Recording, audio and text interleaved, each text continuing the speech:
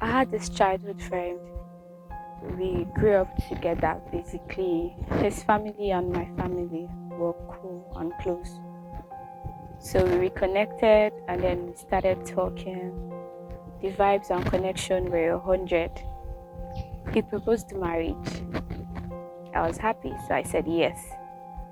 His people came to see my people on the December and they came to pay my bride price.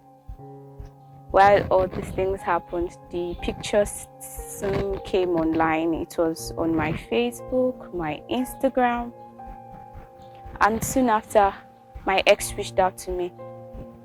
He told me about all these beautiful things we once shared and had together.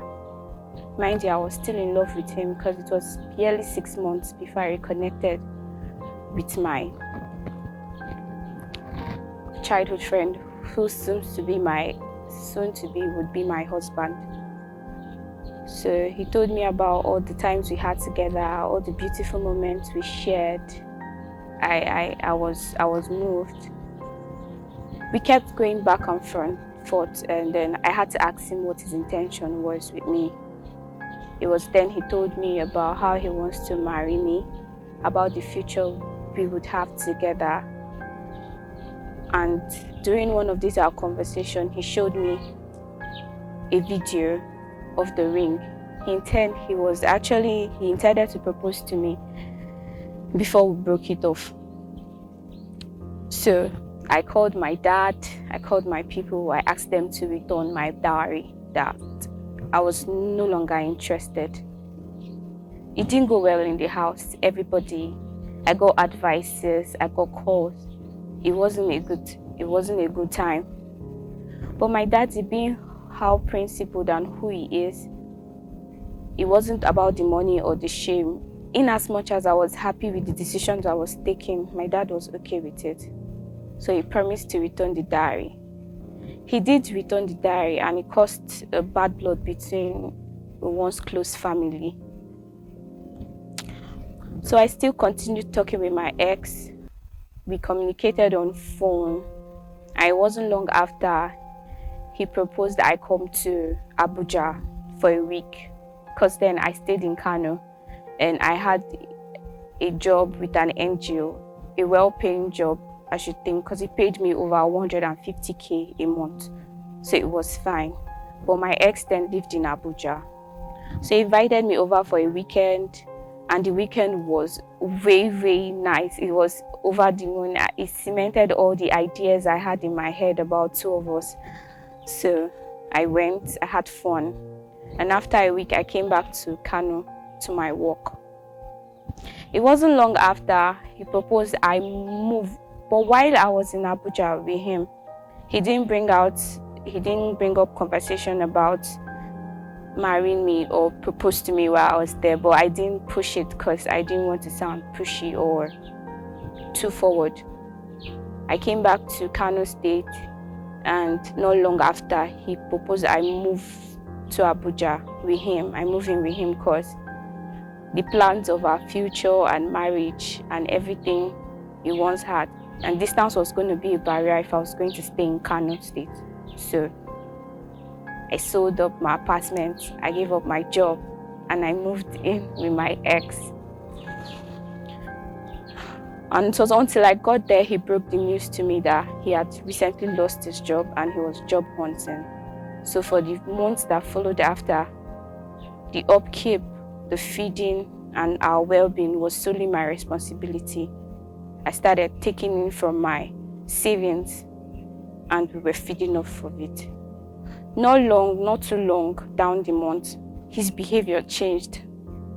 He started drinking a lot.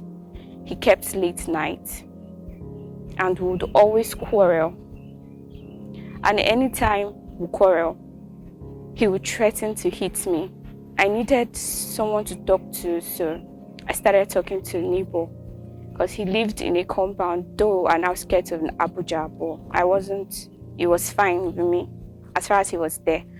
I started talking to the neighbors, and it was then I realized that I wasn't the only girl. In fact, my number was far than 10. said it was different faces each time, and some of the girls would stay days, weeks, and even a month. I was confused. I decided to confront him. So I confronted him, and then we had the biggest quarrel we've ever had together. It was the biggest of them all. And during our quarrel, he told me he was done. He was done with the relationship. He said he didn't see a future with us together. It was the biggest blow. It felt, I could literally see my whole world crashing. I thought about the shame, the pain I'd put my family through. What would people say? It was too much. And I didn't mention, he had given me an ultimatum on when I was going to leave his house. I couldn't go back to Kano because I didn't have a job I was going back to. I didn't have an apartment I was going back to. But I still needed to leave Abuja. So I left anyway. I had to move back to Kano to squat with a friend because I had given up my apartment in hopes for a brighter future. And this was my darkest days because I could not think about anything positive. It was all bad. And on days when my friend would leave for work, it was the worst. I could not open up to her. I could not open up to anybody.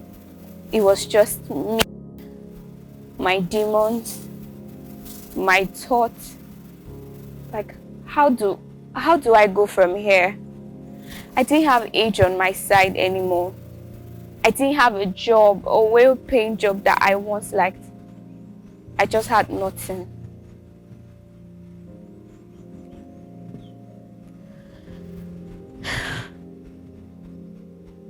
It was just bad.